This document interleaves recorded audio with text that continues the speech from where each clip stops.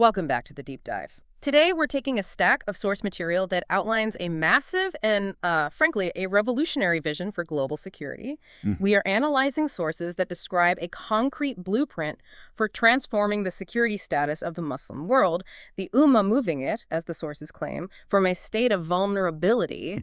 To one of untouchable geopolitical security. That's a huge claim. It is.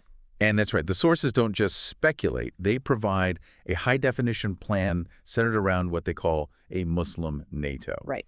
Our mission today is to give you a shortcut to understanding the core of this blueprint. The detailed concept of Pakistan extending its nuclear umbrella as the existential shield for 57 Muslim nations across the globe. Okay, let's unpack this. We will start by defining exactly what this nuclear umbrella is. I mean, the fundamental, frankly, terrifying promise at its core. Then we move into the central claim. Why the sources argue that only Pakistan possesses this unique combination of operational capability and moral credibility to provide this shield. And finally, we'll get into the weeds, the institutional steps, the governance, the commitment, and the complex technological framework that would make this defensive structure a living, functional reality for the entire Ummah.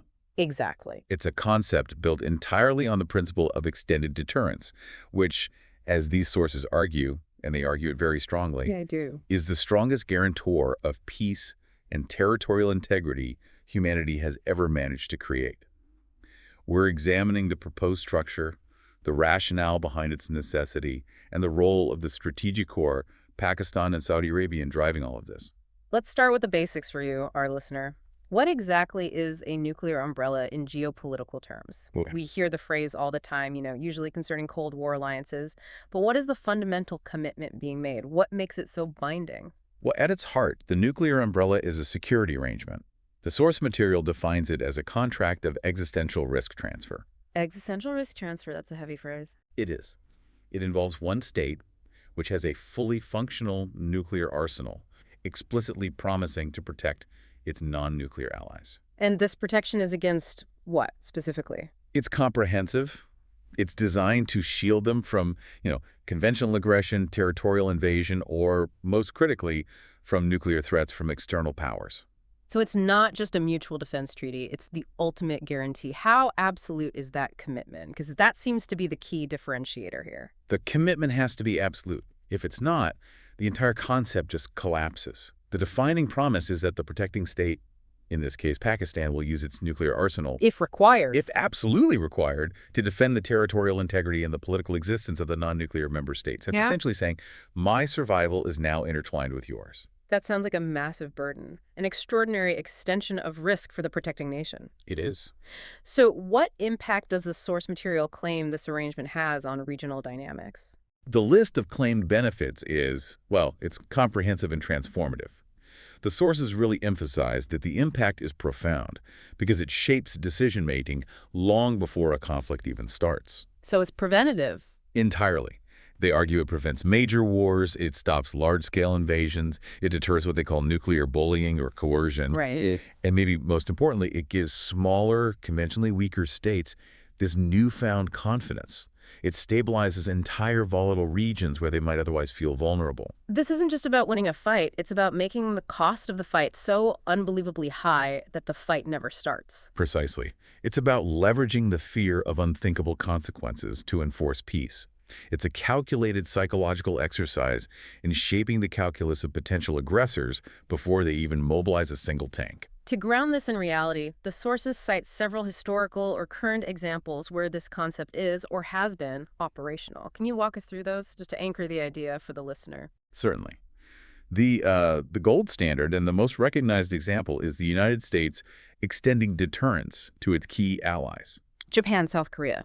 Exactly. The security treaties with Japan and South Korea, established after WWII and the Korean conflict, their entire national defense posture is intrinsically linked to the U.S. nuclear capability.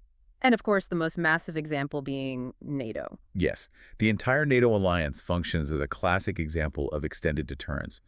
Article 5, which is backed by the U.S. arsenal, acts as the ultimate guarantor of collective security for dozens of European nations. The source material analyzes that model extensively. What about other examples? The sources suggest this isn't just a Western mechanism. They do.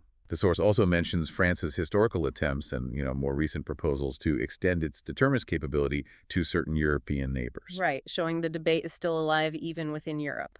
It is. And furthermore, implicitly, the sources cite Russia's strategic deterrence for former Soviet states within its orbit, demonstrating that this concept is a tool of great powers across very different political and geographical spheres. But here's the major pivot, and the reason we're doing this deep dive. The unique and revolutionary claim that for the first time in history, Pakistan is now positioned to extend this deterrence, this nuclear umbrella, to the entire Muslim world. That is the structural and geopolitical claim the sources are built on.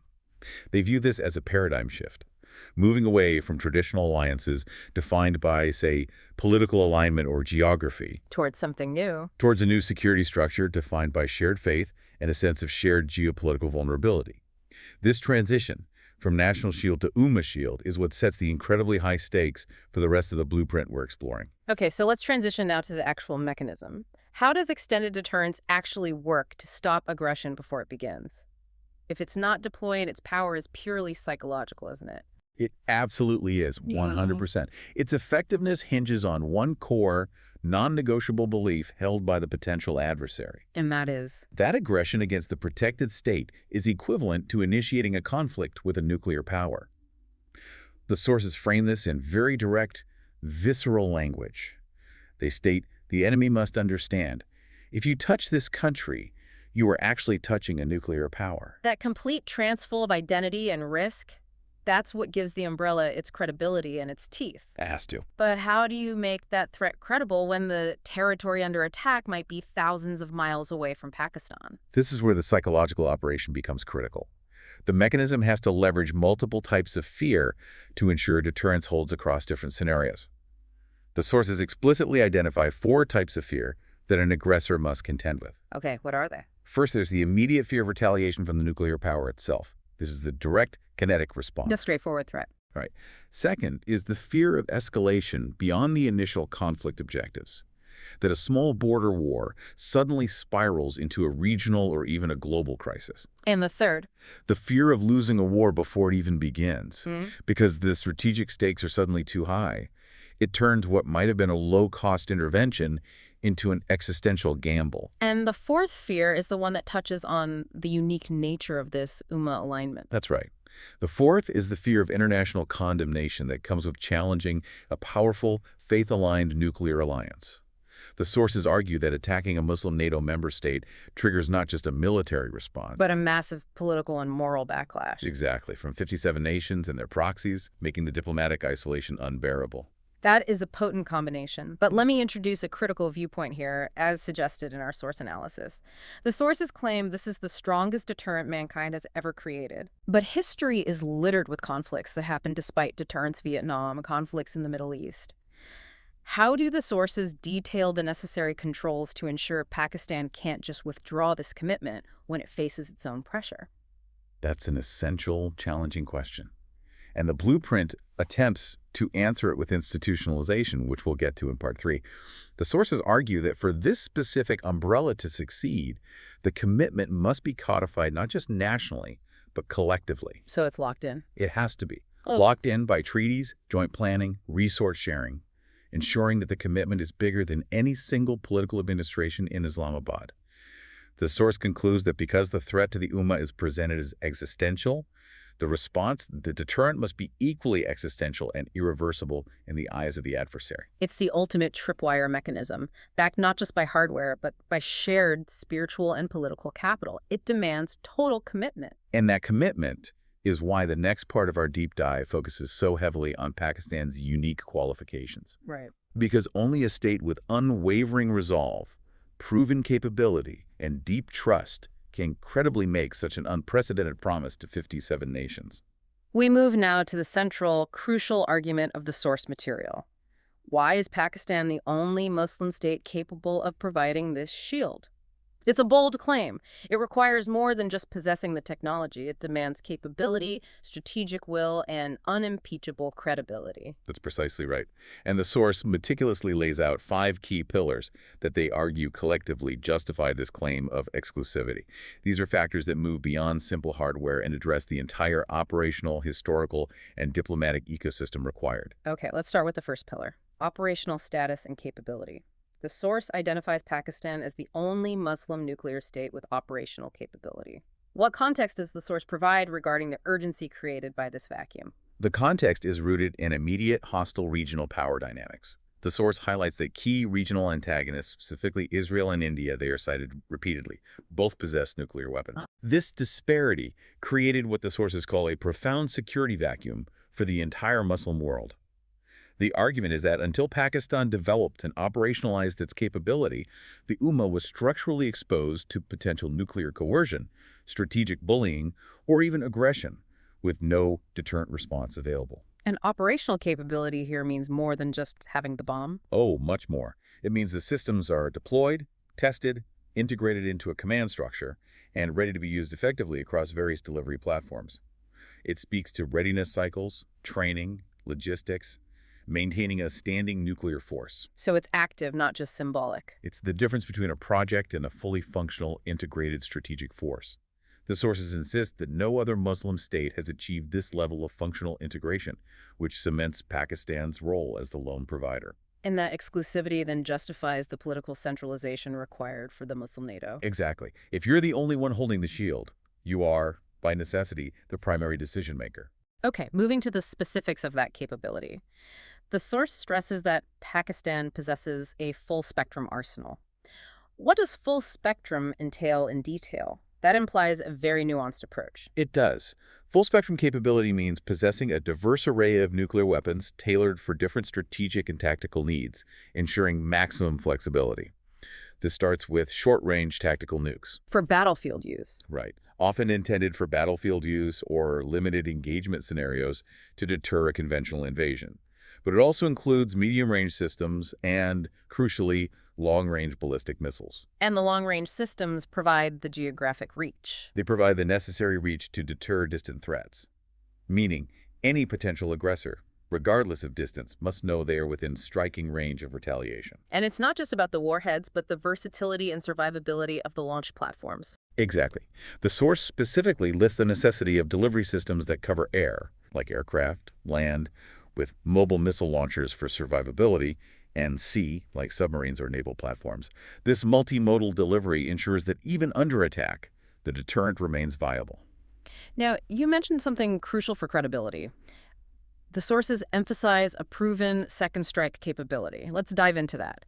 Why is that non-negotiable for an umbrella covering 57 nations? Because without it, you're only deterring a rational adversary from starting a war, but you haven't guaranteed the survival of the deterrent itself. I see. Second strike capability means that even if Pakistan were subject to a massive, successful preemptive first strike designed to wipe out its nuclear forces, what's often called a decapitation strike, Even then. it retains the verified ability to launch a devastating retaliation. This guaranteed retaliation, often based on hidden, mobile, or submarine-launched systems, ensures the stability of the alliance. For the 57 member states, it means they are not relying on a system that could be instantly disarmed. And for the adversary, it means a first strike isn't a victory. It's guaranteed mutual destruction. Precisely. The sources argue this technological proof of survivability is what makes the umbrella credible across political crises and high-tension scenarios. The next pillar shifts from hardware to history and resolve. The sources stress that this capability was developed under sustained sanctions and intense international pressure. Why is that specific, painful history so relevant to providing extended deterrence? This history is presented not as a narrative, but as ironclad proof of strength, resilience, and unbending national will. Developing and maintaining such a complex, immensely expensive military capability, despite facing global sanctions and political isolation. It demonstrates commitment. It demonstrates a profound, almost existential commitment to national and, in this blueprint's case, collective security.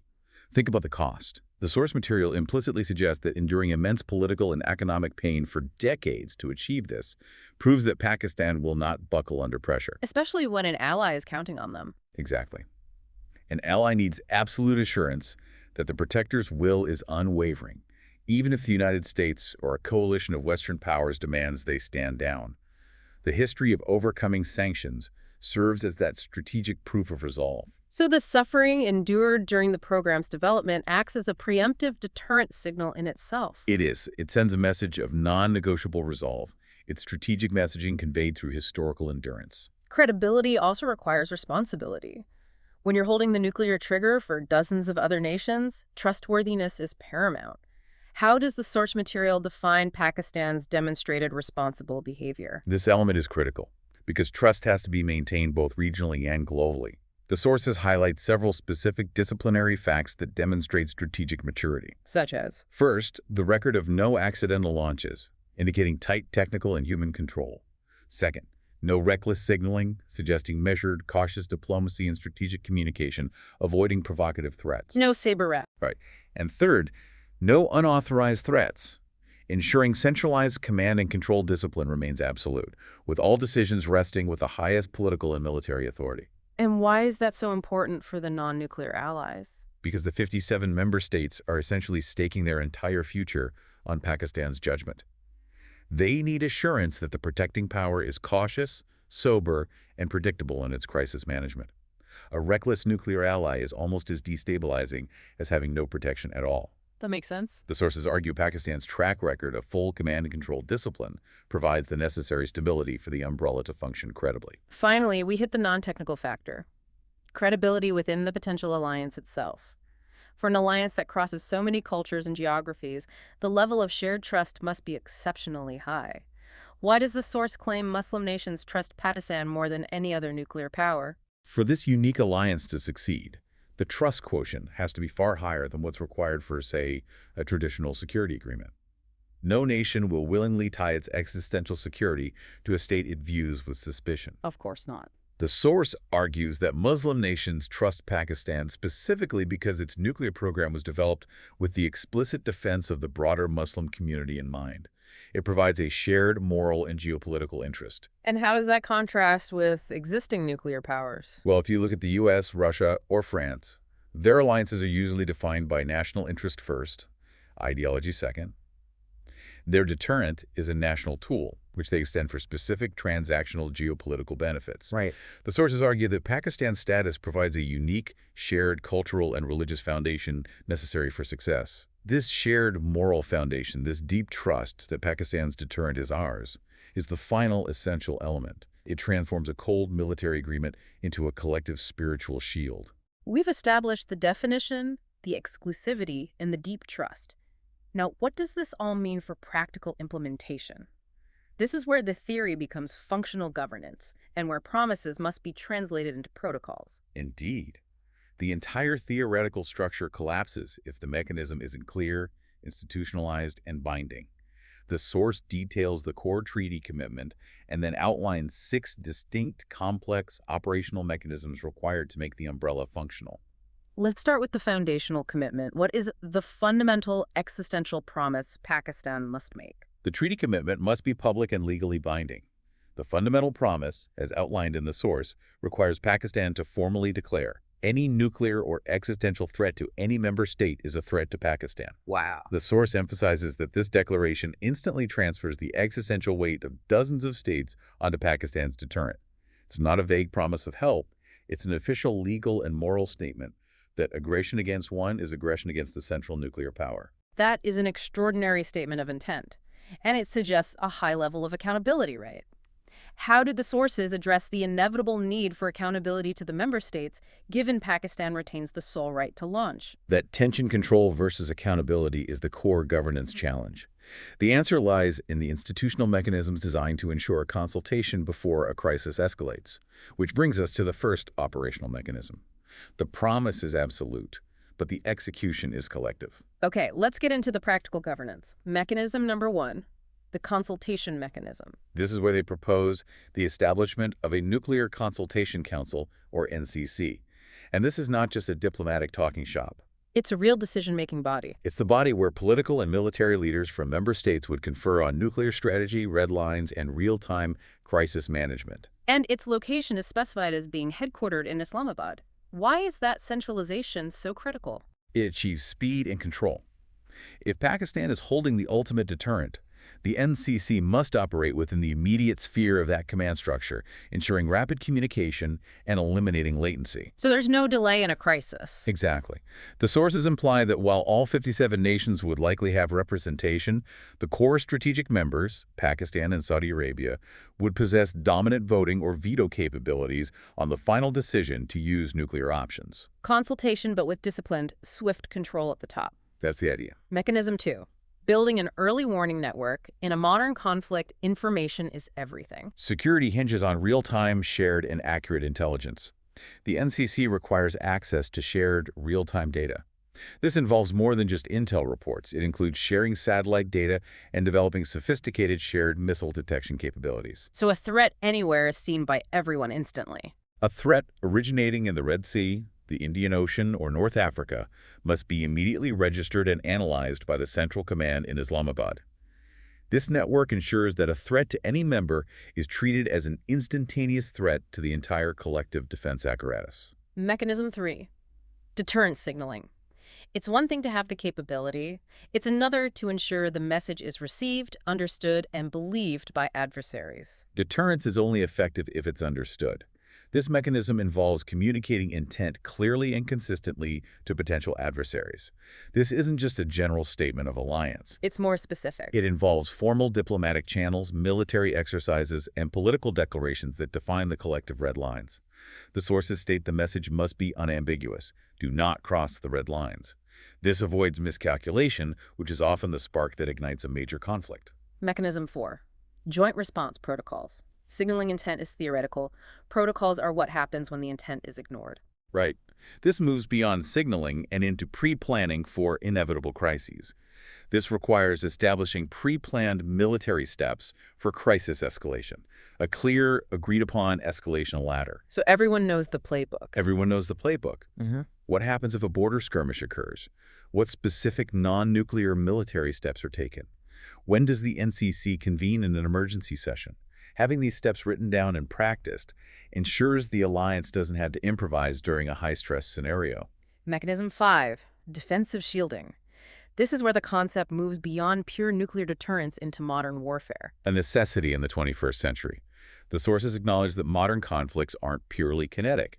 Defensive shielding expands the umbrella to include collective support in domains like cyber warfare, space superiority, and electronic warfare support. So if a member state gets hit by a massive cyber attack, The nuclear umbrella provides collective defense in these non-kinetic spheres as well. The sources argue this is vital because hybrid warfare aims to destabilize without crossing the conventional threshold. A comprehensive shield has to cover those gray zones too. And finally, Mechanism 6.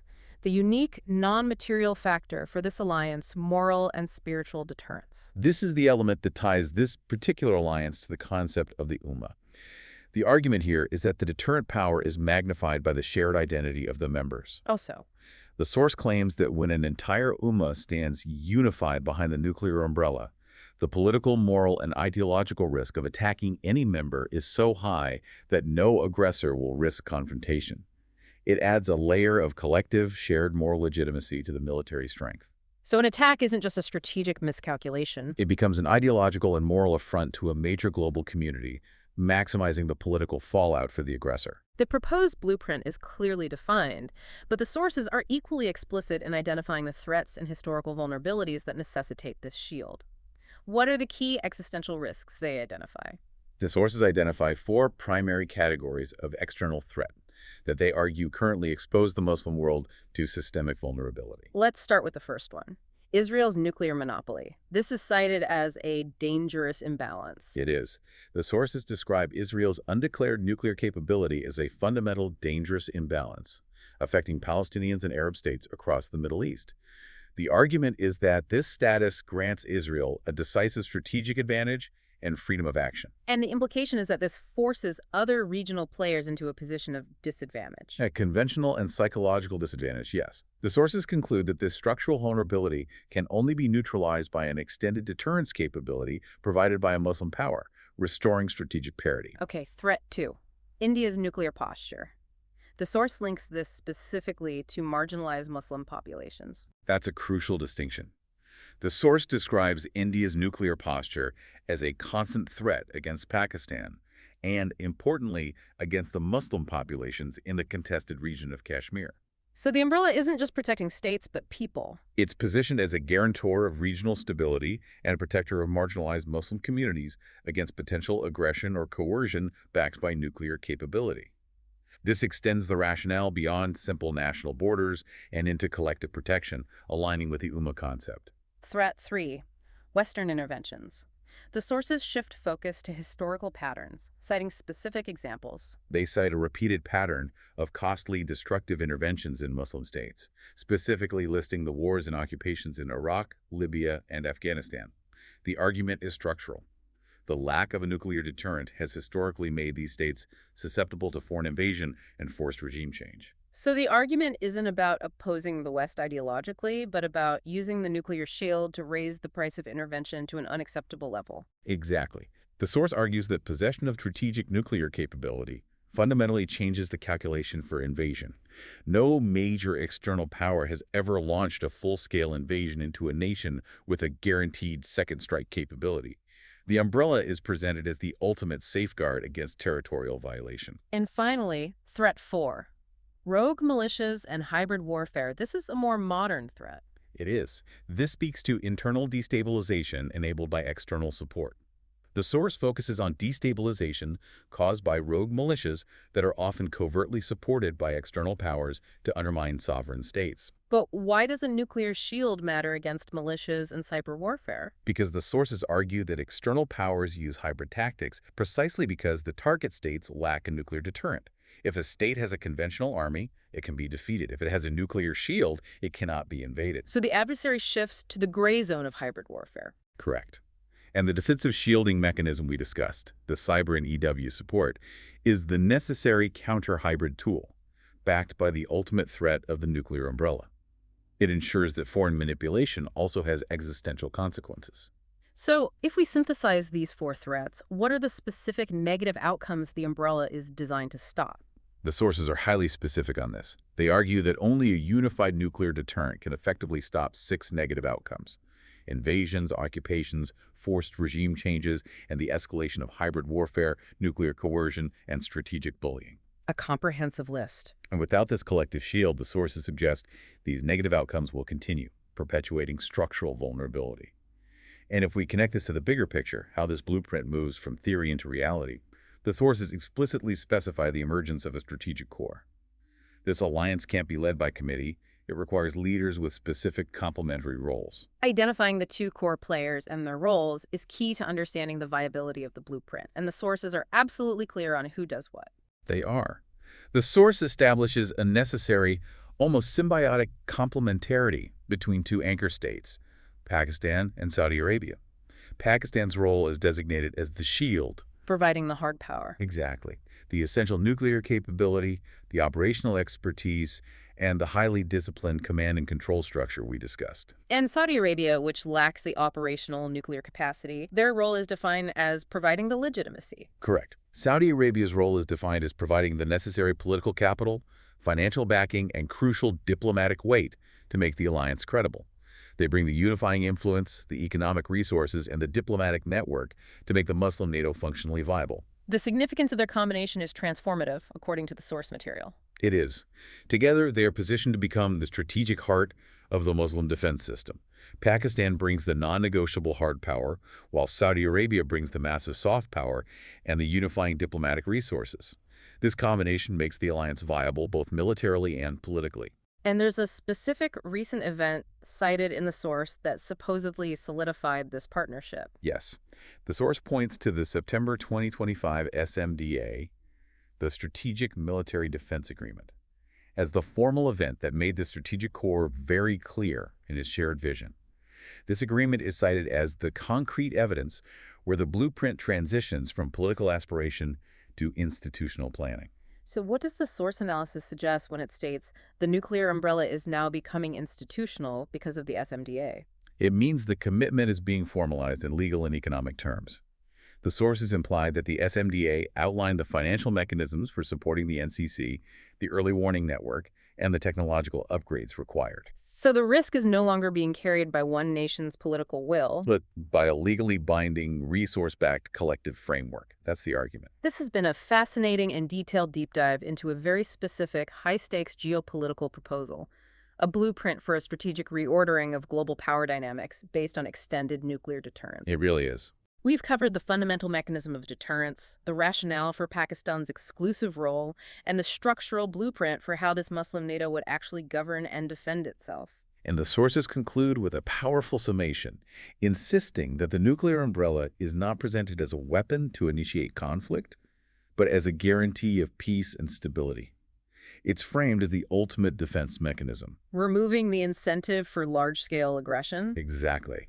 The claimed benefits for the entire Ummah, dignity, confidence, stability, protection, are meant to make collective defense a living reality. This concept is what the sources claim is the spine of the entire Muslim NATO blueprint. It's a profound shift from a fragmented security status to a unified one, driven by the unique capability and credibility of that strategic core. So here is the final provocative thought for you, the listener, to consider. The deep dive today focused on a vision for geopolitical reordering where existential security is transferred via nuclear capability. What stands out to you about the necessity, as described in these sources, of moving a security concept from theoretical bilateral deterrence to a comprehensive, multi-layered institutional security framework involving 57 diverse nations? That requirement for extensive, codified institutionalization, governing everything from shared satellite data to the final commitment of the nuclear deterrent itself, is arguably the most complex and defining challenge of this entire blueprint. What is the biggest risk that the sheer scale of the alliance introduces, even with the strongest possible deterrent? Think about that complexity.